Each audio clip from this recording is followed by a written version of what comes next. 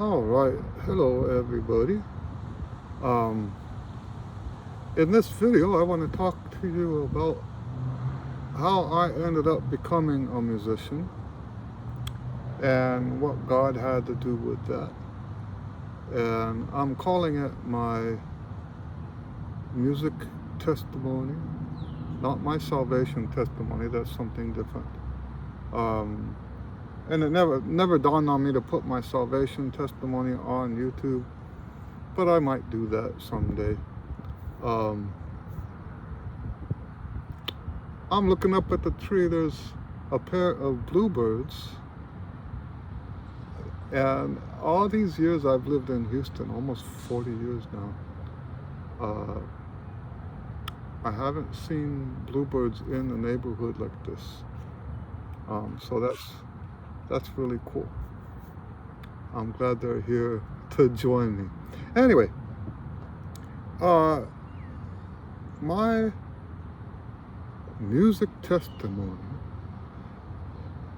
goes back to Hawaii. When I lived in Hawaii, I was there from 1976 to 1978. Those were my 7th and 8th grade years. And before I get into the negative stuff, let me tell you about the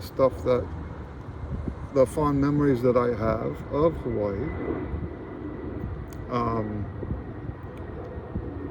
Of course, there's the water, right? I have very fond memories. My family always was. If there was a body of water, we were hillbillies practically. We would swim in anything, and I mean literally anything. If it was an open body of water, we were in it. And so, in that regard, yes, Hawaii is paradise, right? And we used to go to all the different beaches on that island. We were on the island of Oahu. My father was military. We were stationed at Schofield Barracks at the center of Oahu. And we swam on just about every public beach there was. And then I think back then, Bellows Beach was private, but for military. I think it was just military people there. Bellows was cool. I remember the food. I had lots of friends. Well, the food, there's stuff that I miss that you can't get really without spending a lot of money. Like Lenny's Malasadas, I think, is what they were called. We used to drive. One of the things my family used to like to do was get in the car. We didn't do tourist stuff, probably because of the money. Rarely did we do any other tourist stuff. I think the only time we did do is when other people came into town and to visit. But one thing that we did like to do is just take a ride, like a Sunday drive, go down to Honolulu, and then just go all the way around the island as far as we could. Back then, it didn't go all the way through. I don't think today it even goes all the way through. There's parts of Hawaii on the coast that you can't, on Oahu, that you can't go all the way around. But we would do as much of that as we could. And what else? Lihing Mui Salt Plum was something I miss. And I also had fond memories of the band. That some of my first truly musical experiences were in that Waiua Intermediate Band. Our band director was Mr. Ham, and Mr. Ham was, I looked him up later, and he was like a sub. He played trumpet. He was a sub for the Honolulu Symphony sometimes, and yeah, he's a working trumpet player. And I list him as one of my trumpet teachers because during lunch he would give me free lessons. He was never technically a trumpet teacher of mine. We didn't sign up formally. But yes, this is all stuff I do have fond memories of our time in Hawaii. However, there's the bluebird. However, if you look up online, Kill Haole Day, it's kind of controversial. And how do you spell Haole? I think it's Haole. Let me double check on that. Haole. Yeah, Haole. Kill Haole Day. And now,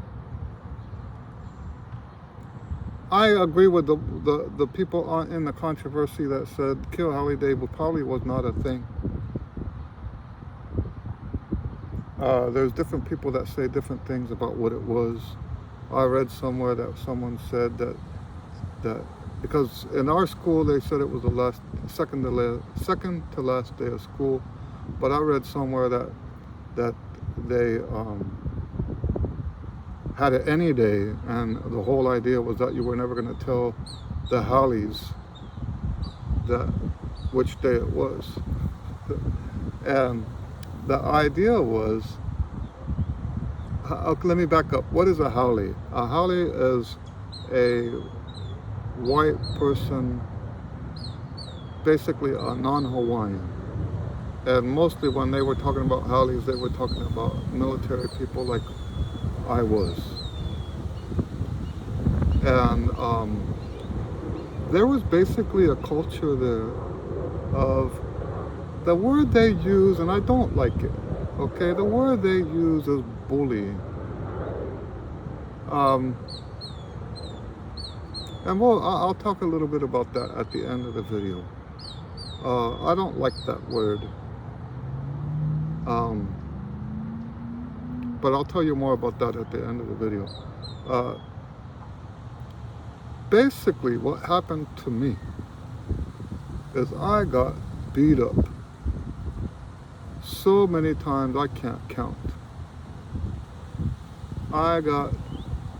And I'm going to give you 3 or 4 examples of the kinds of stuff that happened. These were the worst of the worst. But there were literally, I'm going to say, 2 or 3 times a week for 2 years of me getting beat up. Okay? And yes, I can smile about this, so I can laugh. And this is all part of the story. Now let me give the examples. One of the most kind of innocent examples, so they were buildings, 2-story buildings that were long. Everything was accessed through the outside. There were no halls. They were accessed through a lanai. They call it a lanai. Basically a walkway, an open air walkway between buildings. And I was walking, I believe, west on the lanai that connected all the buildings together. And the science and math was down to my right with a staircase coming up, all outside, right? And I'm walking with my books in my hand, and we'll call them locals. This local is coming up the stairs as I'm going straight. And he sucker punched me in that spot right underneath the rib cage that makes you run out of air. You know what I mean? I was a very active kid, and I've had that spot punched a whole bunch of times. You know, you get it punched right there. If you get punched just right, you're gasping for air for minutes until that can equalize itself again. That's the first, most innocent example. The guy just sucker punched me out of nowhere. I fell to the ground. My books fly all over the place. My homework flies all over the place. And all the rest of the students just walk around me. That's the least, not the least. Okay, there were others that weren't as bad as that. But out of the four, I'm going to tell you that was the least serious. What else? There was another one. So the kids back then, the local kids, liked to grow their fingernails real long. And they also had this program where somehow these older students were still on our campus. So there was this big dude who had the long fingernails and grabbed me like this, pushed me. The fingernails were actually going around my all that, like the Adam's apple, all of that in there. His fingernails actually penetrated inside there. And then he lifted me up off the ground. I was a skinny dude back then. I probably weighed, I don't know, 110 back then. All right. So he lifted me off the ground and pushed me against the wall, just holding me from there. And I don't remember what that was about. I probably got in his way or something. It wasn't pleasant. Okay. And then, another one. So the band room in those days was my sanctuary, because the kids wouldn't come in there if the band director was there during lunch, right? And the band director was there all the time during lunch, so it was my way to get away from all of that. But sometimes the band director had to step out, and when they saw him step out, they would wait until the coast was clear, run into the band room, and one time, and I remember as being one time this happening. It wasn't one time that they came and beat me up. They used to beat me up all the time. Beat me up, take all my clothes off. That was normal. Okay. But this time they beat me up, pulled all my clothes off, put me in a tuba locker and locked it. And so we're counting down to number one, right?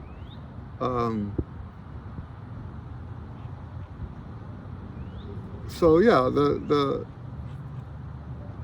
that kind of bullying happened every time the band director left. I just used the word bully. I'll tell you about that, why I don't like that word later. Now, here's number one. This was probably the worst thing that happened to me out of all those hundreds of things that they did. Okay. It was PE. Had to take showers. I didn't like taking showers in front of those guys. But, it's part of the class. So anyway, had to take a shower. The guys took my towel. And they were taunting me to come get the towel. When I grabbed the towel, 6 or 7 of them grabbed me,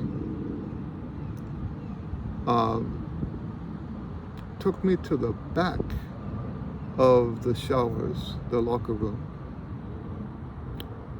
swung me by my arms around. I'm outside now. wet and naked. They swung me around, my whole body. Like I said, there were some big dudes in there, much older than me. They swung me around, my side hit a pole. And for the first, they ran back in and locked the door. And at first, all I can think of, man, that hurts, right? Because I mean, they literally swung me around like a piece of chicken. And my hip hits this pole, and I'm recovering from that when I realize it's at, you take your shower at the end of PE class. And I realized that all of the home ec students, mostly girls, are standing right there outside in the lanai, waiting for the bell to ring. I have to walk around the building, back into the front of the building, to get a towel, get dried off, and put my clothes on. And so those are 4 examples of things that happened to me when I was living in Hawaii. 4 out of literally hundreds of episodes like that. Most of them not that bad, but I would say 75% of those episodes included me getting beat up. And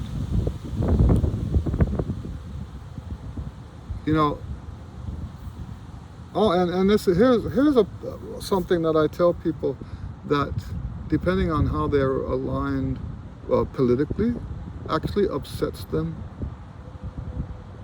because they don't think that can actually happen to a white guy. They actually tell you when they're doing this to you that the reason they're doing it is because you're white. Okay? They're actually saying that while they're beating you up. It's actually a hate crime. If it was criminal, it would be a hate crime, because they're doing it because of the color of my skin. Now, what do those stories have to do with the reason why I decided to become a musician? Well, let me back up just a little bit.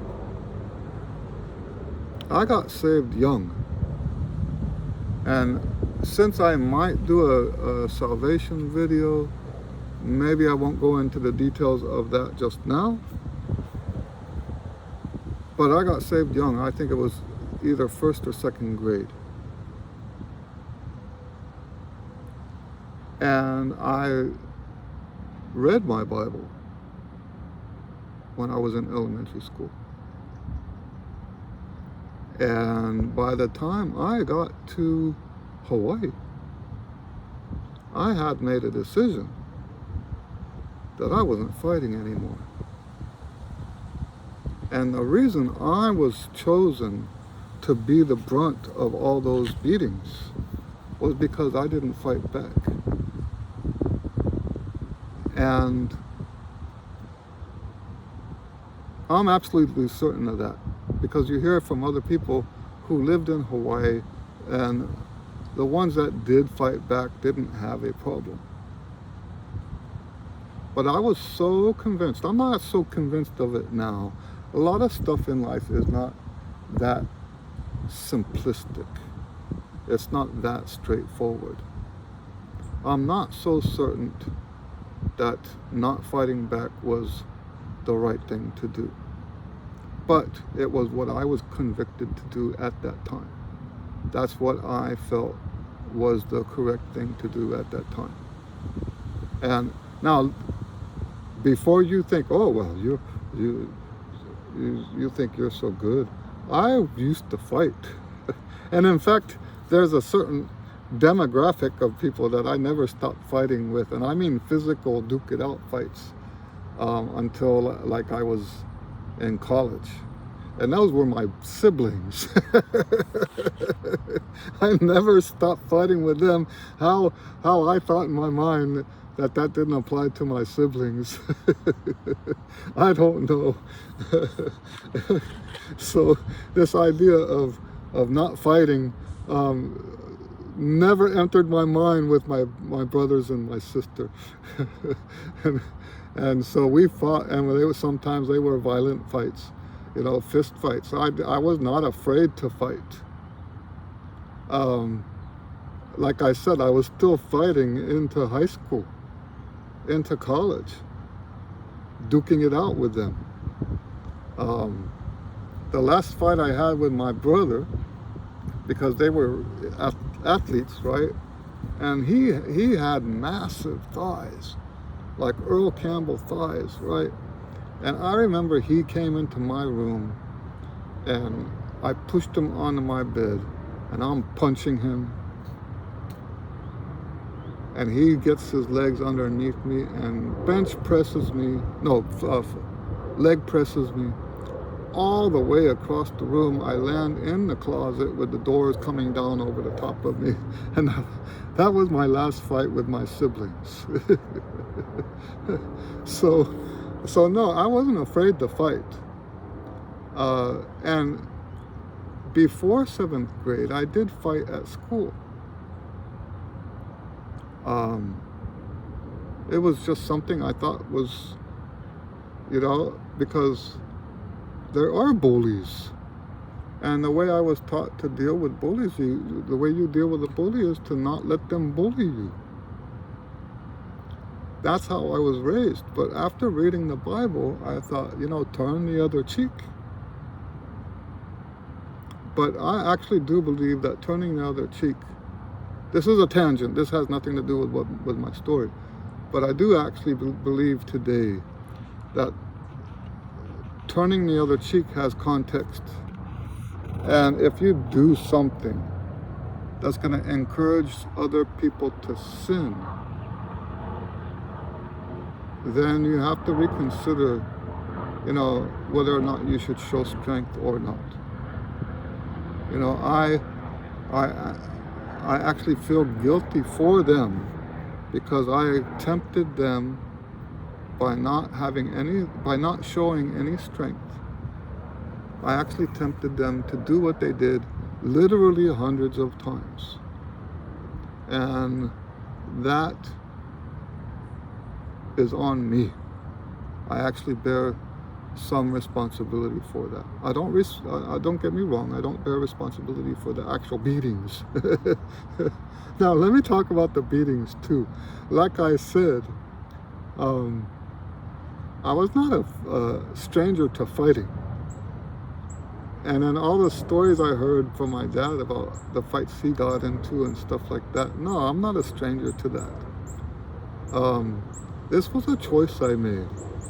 And these guys that beat me up, I remember reading one of the articles about the bullying that they have in Hawaii. And the one guy said it really wasn't beatings, it was harassment, physical harassment. And I would agree with that. As somebody who used to fight before 7th grade, it sounds funny, doesn't it? As someone who used to fight in 7th grade, before 7th grade, and always fought with my brothers and sister. Boy, I love these bluebirds. Pretty animals. Yeah, as someone who was not a stranger to fighting, the beatings I took, if it didn't have a sexual undertone, like the ripping my clothes off all the time. I mean, what's that? I understand now. I watched a movie one time about competitive wrestling, and where they talk about when you do your weigh-in, the guys that can go in there and weigh in naked, it like psychs out the other guys. I don't know if they let you do that anymore, But yeah, I watched a video about that, a movie. So I can see how adding that element to the beatings would, make it more, I don't know, more of a harassment of some sort. Let me tell you that I forgave them immediately. I forgave them while they did it. And this is where the whole trumpet thing comes in. Now, don't get me wrong. I wasn't happy to be beat up. Not at all. I was not happy to be beat up. But I was not traumatized by it. You read some of these stories online about people who were bullied in Hawaii, and their lives, they didn't experience half of what I experienced, some of them. And their lives were destroyed by this. And what the difference was is that I was already saved, and that was a decision for me. I didn't have to get beat up. Okay? That was a decision I made. That was the cross I bore at that time.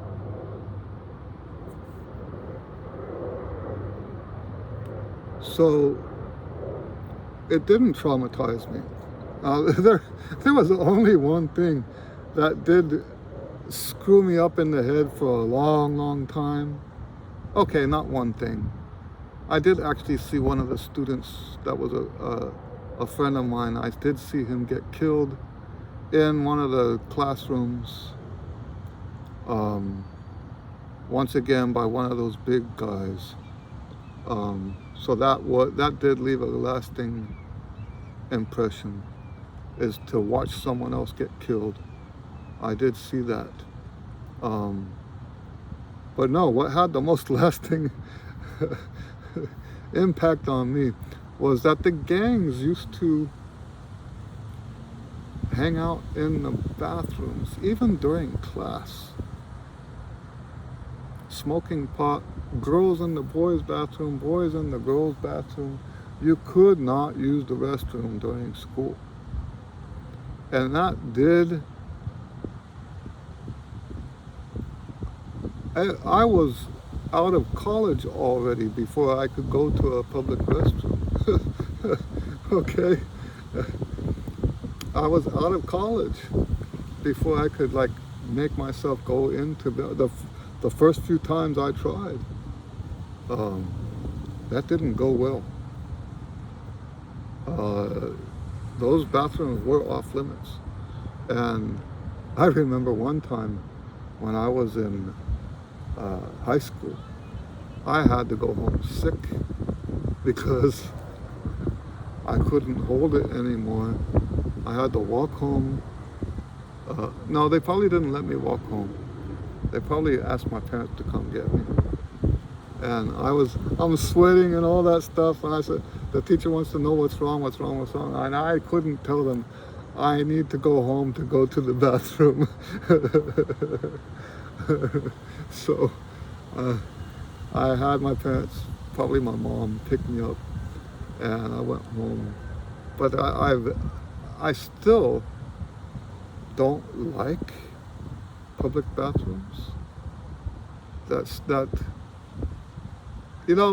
There's this technique that my grandfather told me about, how they train dogs not to chase a deer scent.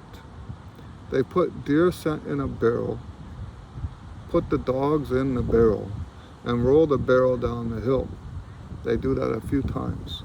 And after that, the dog will never chase a deer based on the smell, right? Because the memory of that,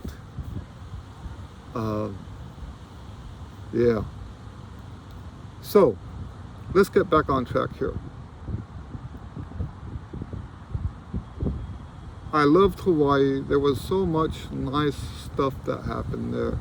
I had a lot of friends Uh, I did a lot of camping in those marvelous forests on the mountain. A lot of swimming, body surfing at North Shore, right? Waimea Bay, body surfing, where some of the championships are for regular surfing. It was a marvelous experience. But it was tormenting enough for me to grow closer to God than I already was. It was a catalyst to bring me, people say closer to God. God's always there. We put him out of our minds. So I shouldn't have used that language. I don't like that language. Closer to God. He's always near. God is always near. But we're dumb sometimes. And we don't want to acknowledge that he's there. So I had a lot of time locked up in that tuba locker to pray. You know what I mean? And that's when I started getting messages back. Now, did God say the words? There have been times, yes, where I have heard audible words. Was it in junior high? No, I don't think so. But there's a sense of knowing that comes over you when you actually do hear from God, which is, if we're going to be technical about that, probably it was the Holy Spirit speaking to me.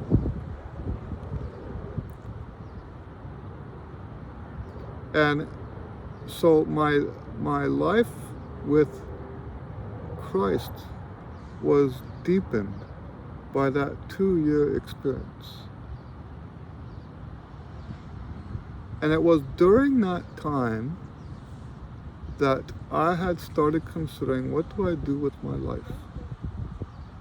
And the message I got from the Holy Spirit, I used to say from God, from the Holy Spirit, the message I got was that for as long as, and it probably wasn't this wording because I didn't, I wasn't as well educated then as I am today. But the way I remember it right now, the Holy Spirit said, as long as his love shines through my music,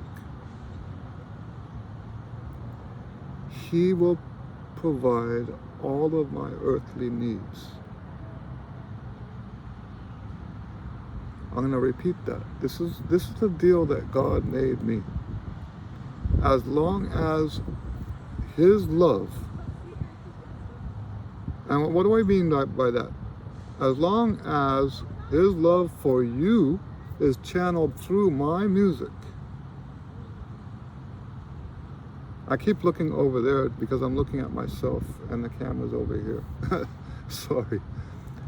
Yes, as long as his love for you continues to be channeled through my music, he will provide for every earthly need.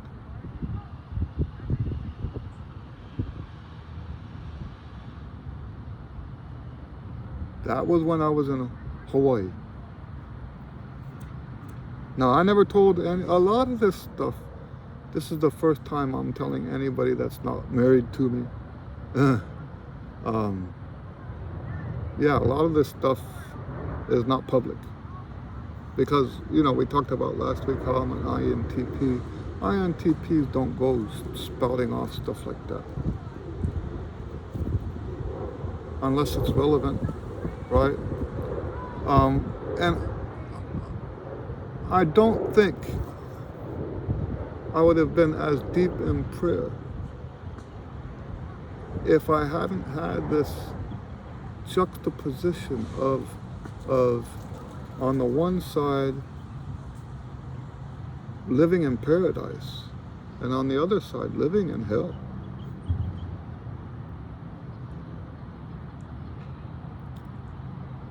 People wanting to beat you up, to do you harm because of the color of your skin. And that's part of the culture. That's what their parents want them to do. That's what it's documented. Now, probably not like that today, most of the places, because they have had, you know, I just got my hair cut. I don't know why that's so long right there. Yeah, so if it weren't for that severe swing back and forth from some of the most beautiful things in the world to some of the ugliest stuff in the world. And you know, there's other stuff that had nothing to do with the people. I told you about Bellows Beach. There was one time that I was there with the Boy Scout troop, and I got bit by a Portuguese man-of-war technically stung by a Portuguese man-of-war that wrapped all around my leg. And the same night, got bit by a centipede. So they have 3 poisonous things to worry about if you're camping over there. Centipede, these jellyfish stuff, Portuguese man-of-war and jellyfish, and scorpions. They do have scorpions. The snakes are gone because the mongoose have rid the island of any snakes. And you see mongoose running around on the island all the time. But yes, so I already at that age, I had this like crazy mixed up life already. You know, I had some great musical experiences. I remember we were playing Kam Susatad by Bach. And he was teaching us about intonation and getting a good sound and stuff like that. And I remember one time in the rehearsal, he got to the end and he cuts us off, and the note rang afterwards, because by being in tune, he told us, we resonated the building. And that was almost magical, right? This was the first time any of us in that band had ever experienced something like that. And there were a lot of moments like that. My first, he was very into exposing us to different styles, so my first jazz kind of music was in that band, and he wrote the arrangements. Yeah, so that I had a lot of wonderful memories, but there was torment because I didn't understand. Remember, for INTP, all these things happen in your head. My parents didn't know any of this was going on. I think I told my mom a little bit of it after my dad died, and she was horrified. She would have probably taken me out of school or something if she knew what was going on. I'm glad she didn't. Huh? That, like I said, that was a choice I made, not to fight back. That was a choice. But yes, now think about that, right? You make a decision not to fight, and you do that for God's sake, for righteousness' sake, for being a peacekeeper, right? From like the Beatitudes.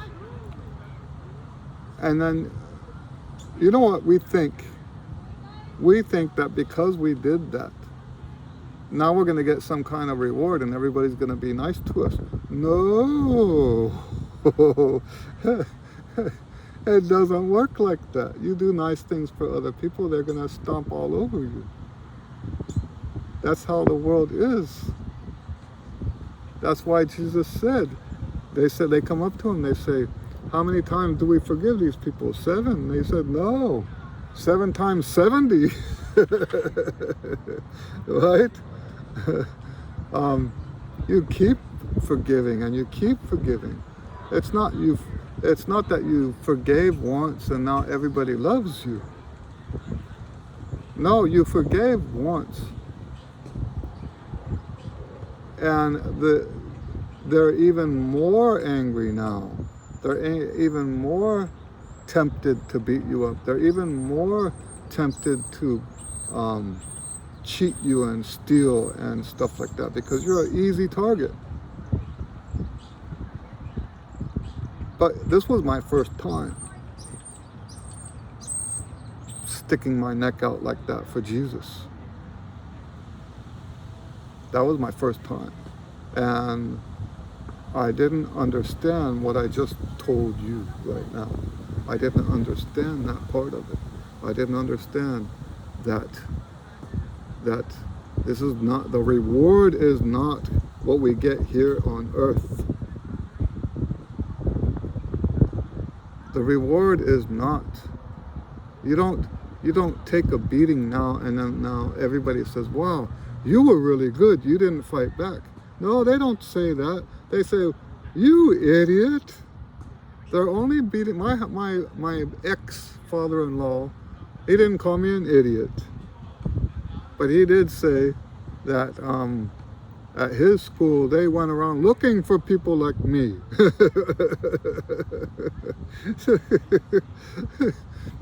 They went around looking for people like me so they could beat us up, you know.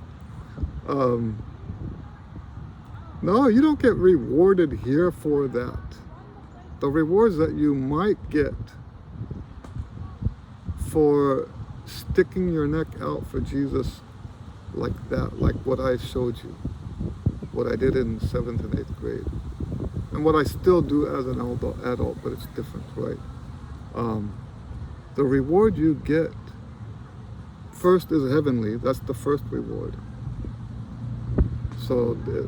But there's also a reward that happens inside of you.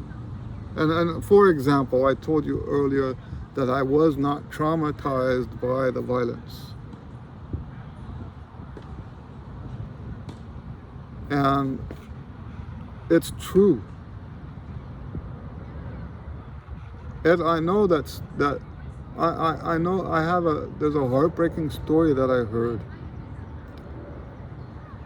about a police officer who pulled over, a white police officer who pulled over a car of blacks, and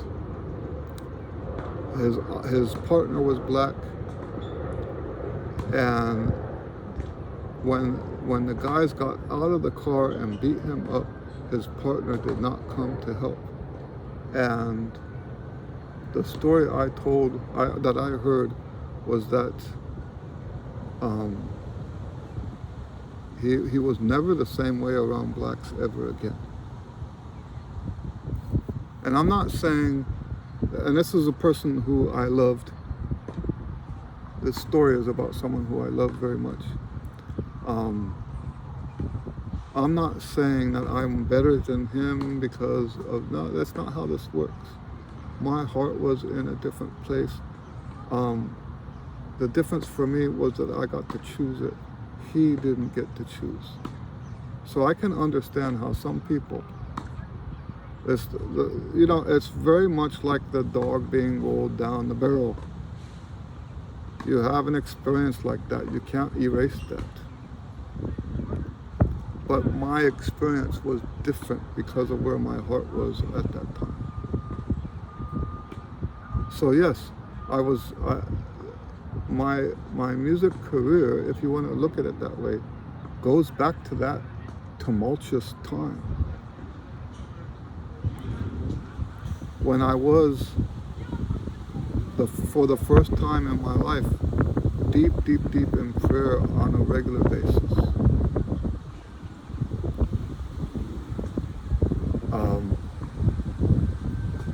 And it was then that the Holy Spirit told me that He would take care of it. He'd take care of everything. And I'll tell you what, that has come true. Now, don't get me wrong. You know, there's an official poverty line, right? And I don't mind telling people this because on the one hand, they might say, well, you know, then what God promised you didn't come true. I lived under the poverty line for a long time as an adult, way under the poverty line, like less than half. I don't remember what the poverty line was. Let's throw out some numbers. Like when the poverty line was 17,000, dual income with me and my ex, we made something like 8,000 or 9,000 for the whole year as an AGI, right? Adjusted gross income. So that's not gross. I'm not talking about gross. I don't ever know what my gross is. Gross is kind of a weird number for a professional musician because you can't make the money without spending the money. So you have to look at what's left over after you spend that money. I hope that makes sense.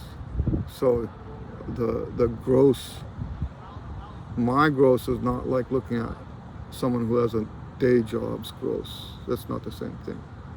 So yes, lived poor for a long, long time. We're just barely not poor now. But so how can I say, yes, God provide? Well, even though, you remember when in the Bible when Jesus sent the disciples out and said, don't take this, don't take that. And they came back and he says, did you want for anything? And they said, no, all of our needs were provided. It's not money that provides your needs. It's God that provides your needs. You can make a decent living. So the only thing I ever did that was like food stamps, like stuff, never did any of that. No, so I could have claimed all of that stuff most of my adult life. Probably there's still stuff I could claim now that I don't claim. The only thing we ever did do was earned income credit, and for me, that wasn't money, that was taxes, and that's the government's doing, not my doing. But no, I never did food stamps, I never did any of that stuff where they give you sustenance for, trying to stay alive. Because it wasn't necessary. Maybe there was some pride in there too. And maybe rightfully so, But no, even when we were just making, between the two of us, like $9,000. I'm not saying that those were easy times, but we always had food, we always had vehicles, we always had fuel, we always had what we needed. The only time we got in trouble is when we were not wise with the money. And I'll just leave it at that. So as far as I'm concerned, God has provided all along.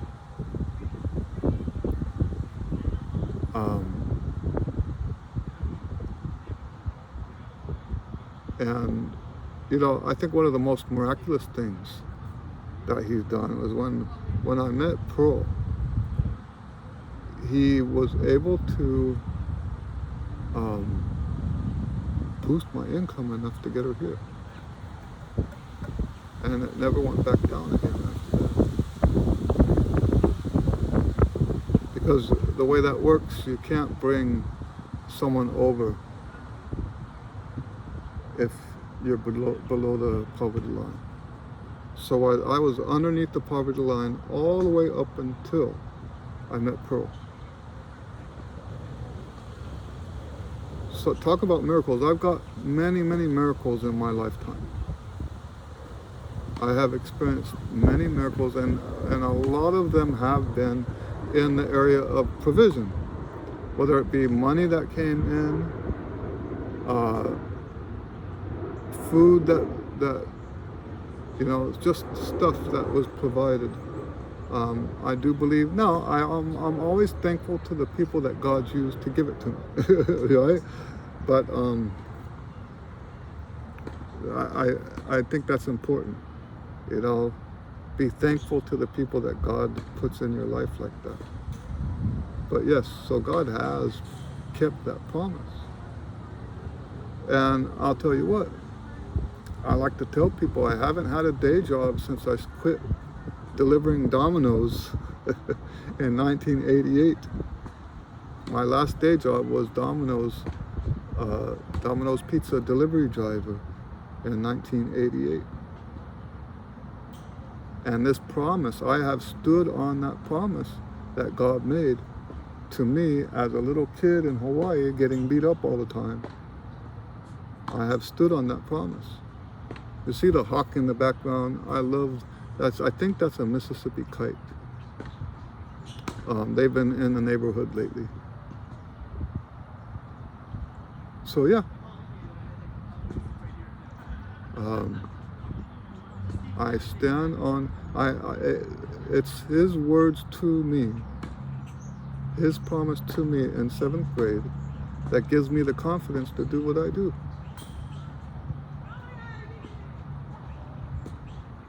I think a lot of people would have said, oh man, I'm not making enough money, I need to get out of this. But God's always made this work. Always.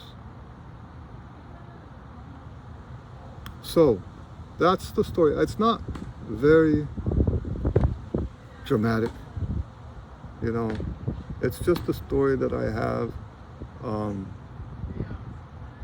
Usually I don't tell the story. When I tell this story, I don't usually talk about the getting beat up. But I don't think I would have ever been that deep in prayer without that part of my life. I don't think I would have ever dug that deep into the Bible and into prayer if it hadn't been for that torment. Now, I told you I would probably end talking about bullying. I don't believe in bully laws. As someone who has been bullied more than my share, I do not believe in bully laws. I believe in keeping the law. I do not believe in having separate law for children and separate law for adults. As someone if they did something that was a crime, they should pay for it.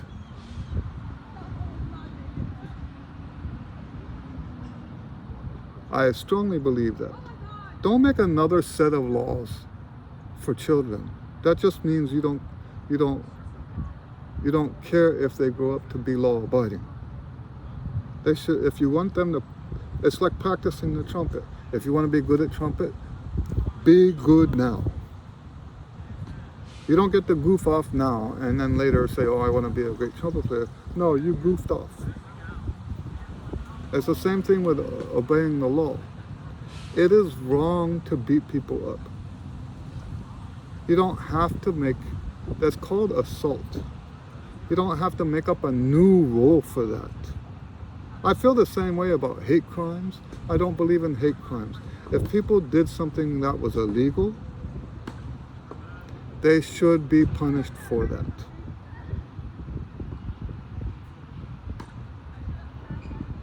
And that sounds funny, right? A lot of people say, well, Eddie, you're a Christian. How can you say that? How can you believe that people, well, so what we do as Christians is between us and that other person. So, for example, I told you that I forgive those guys that beat me up.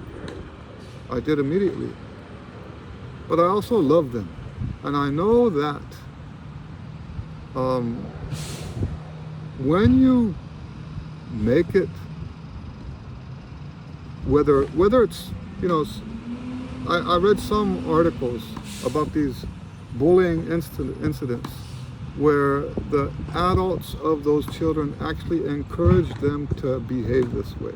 So whether we're talking about rewarded behavior or just not people who are just not disciplined for what they do wrong,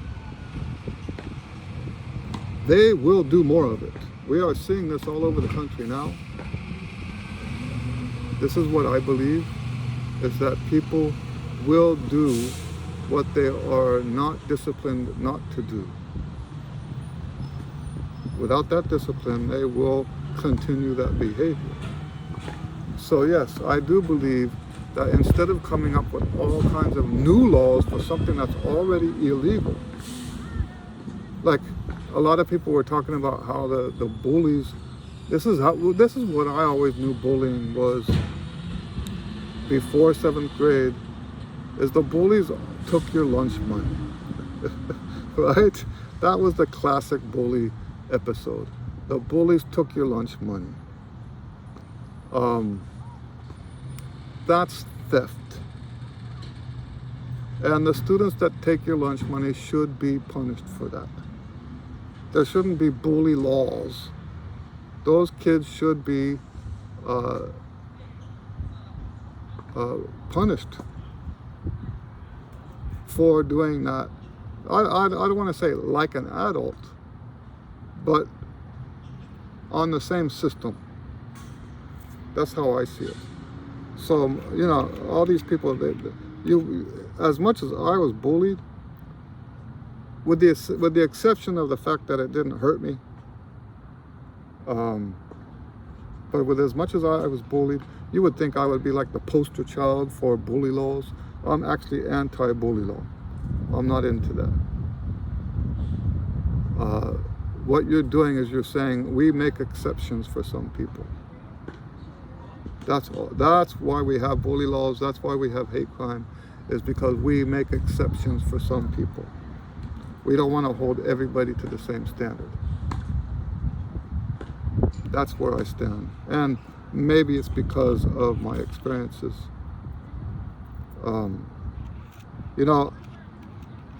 If you've read The Republic by Socrates, right? Obviously it's Plato that wrote the book, but it's written in Socrates' voice, right? That's one of the issues that he talks about in the book. Is it better to do what's right? Or is it better to do what's good for people? And he makes the argument that it's better to do what's right. And discipline is part of that.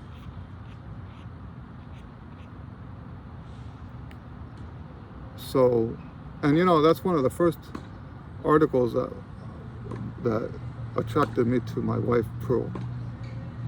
She wrote an article, this is before we met, she wrote a Christian article about the lesson her father taught her about whether it's better to do what's good or better to do what's right. And that's, they talk about love at first sight, right?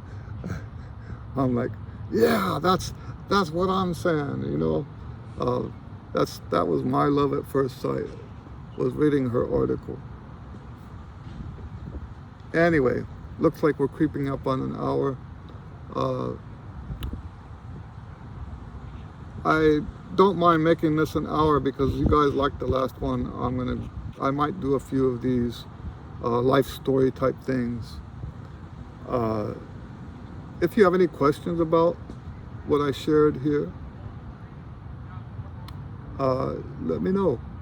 Ask down in the description.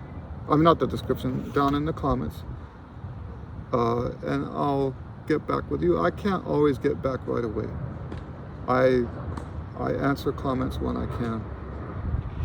And then also, if you want to join us at the Q&A, we have a semi-weekly Q&A where we talk about all things music. Okay, music and trumpet.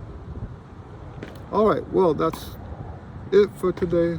God bless you, and we'll see you on the next one. Have a great weekend.